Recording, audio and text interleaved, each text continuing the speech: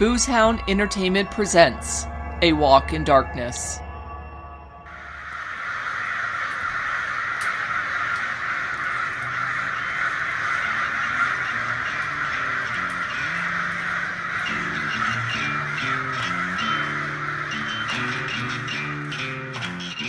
We're searching for the Demonic Testament, a book written by a demon, and you're coming with us.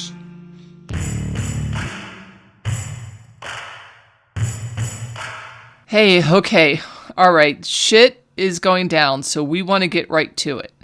On Monday, Wally and I were just heading out to happy hour, and as soon as I opened the door, crows started going crazy. I mean, you could hear them like they were just everywhere.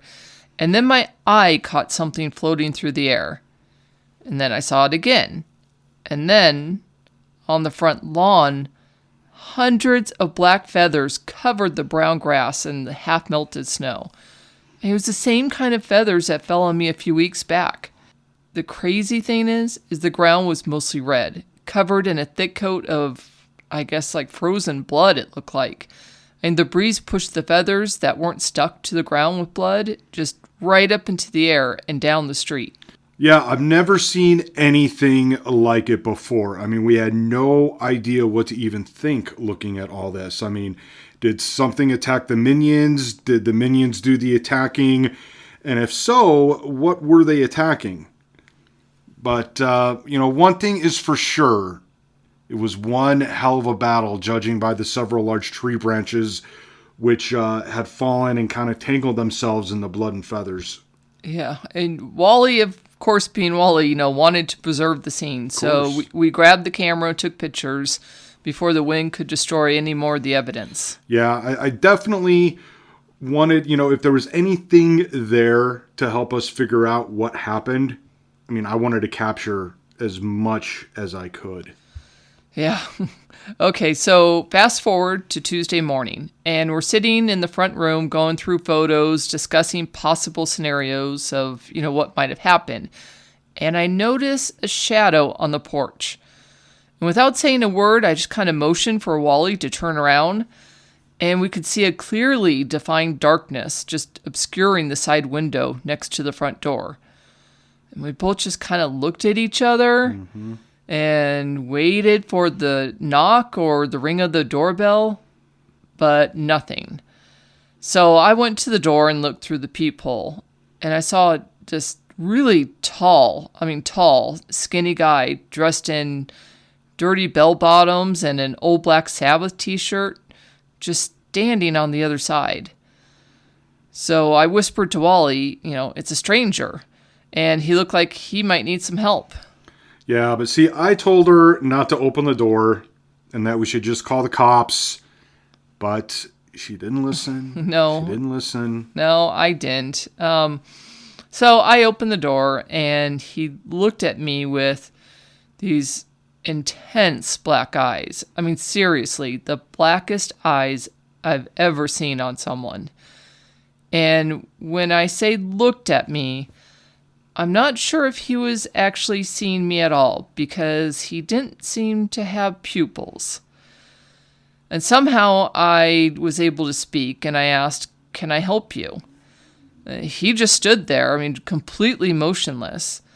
By this time, Wally was standing behind me with his spiked baseball bat. Yeah, always these days.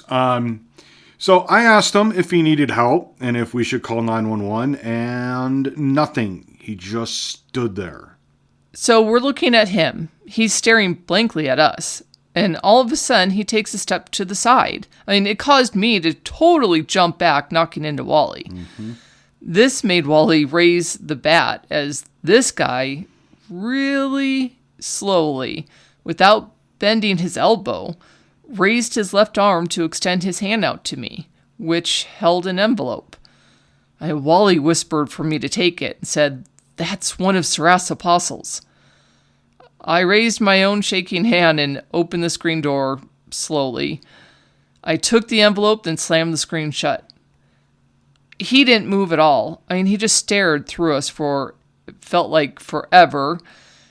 And then, as before, but in reverse, he lowered his arm and walked off like he was Michael Myers or a monster from some slasher movie.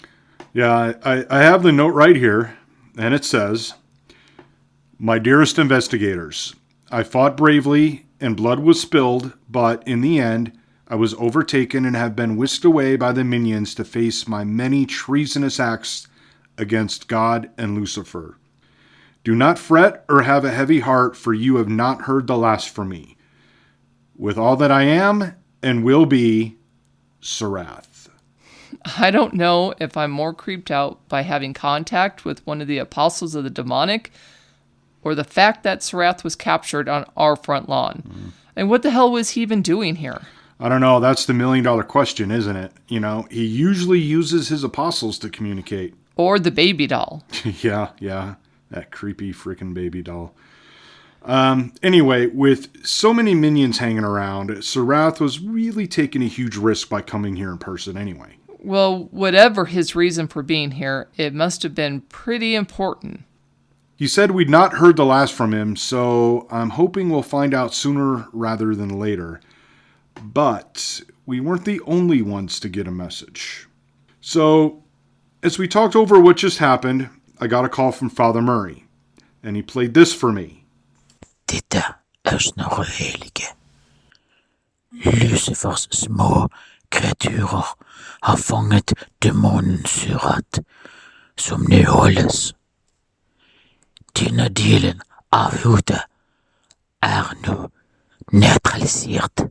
And that translates to, "This is Snorhelig. Lucifer's minions have captured the demon Surath and is currently being held. This part of the threat has been neutralized." So, Father Murray said the message was left on the bishop's voicemail, and that there was a meeting that he wasn't invited to after that, but he did say there was a sense of relief, but still an urgency about everything over there. Something like it's not done yet. Do you think whatever isn't done has to do with us then? Well, I think that's a very real possibility. I mean, you're the only one who's still alive to have direct contact with Surath, and they most likely perceive that as a threat, or at the very minimum, a loose end. What do you think they'll do about that?